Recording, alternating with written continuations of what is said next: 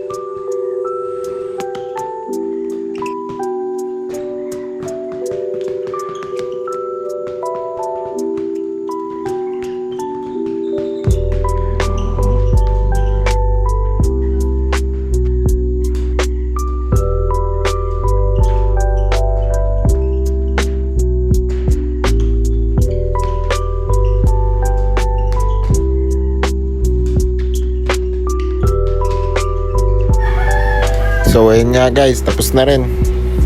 Tatanggalin na yung sapatos yung medyas ko. Nasayang ko yung 2 minuto sa buhay nyo. Salamat sa panonood. Thank you. Babosh!